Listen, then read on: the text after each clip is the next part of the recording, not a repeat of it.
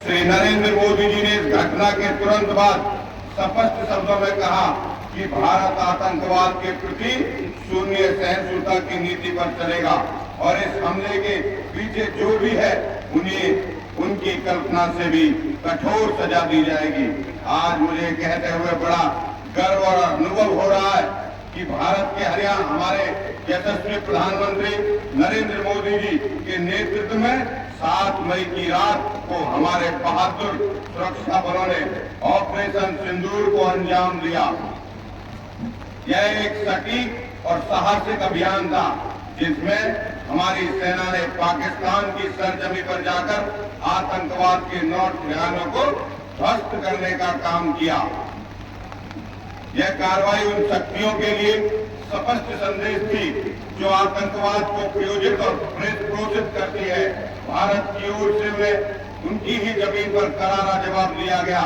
इसके पश्चात एक और निर्णायक कार्रवाई की गई और ऑपरेशन महादेव चलाकर हमारे सुरक्षा बलों ने पहलगाम में हमले में शामिल आतंकियों को समाप्त करने का काम किया। यह केवल प्रतिशोध नहीं था, यह आतंकवाद के खिलाफ हमारे संदेश की भारत अब चुप्पी नहीं बैठेगा और आतंकवाद के खिलाफ सख्त से सख्त कार्रवाई को अमल में लेकर आएगा। भाइयों बहनों, हमारी सरकार ने शहीद परिवारों के सम्मान में और भलाई की हमेशा पहली प्राथमिकता दी है।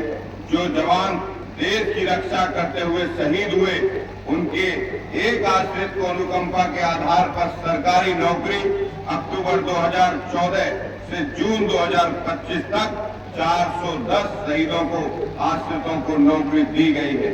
हरियाणा सरकार ने हाल ही में अपने बजट भाषण में चरखी दादरी, हिसार और यमुनानगर में सेना की भर्ती की तैयारी के लिए सशस्त्र बल तैयारी संस्थान खोलने का निर्णय लिया है।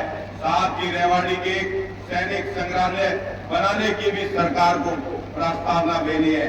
भाइयों बहनों, पिछले 11 वर्ष में देशवासियों ने जो क्रांतिकारी बदलाव और अभूतपूर्व सफलताएं महसूस की है वे प्रधानमंत्री जी के साहसिक और दूरदर्शी नेतृत्व का परिणाम है।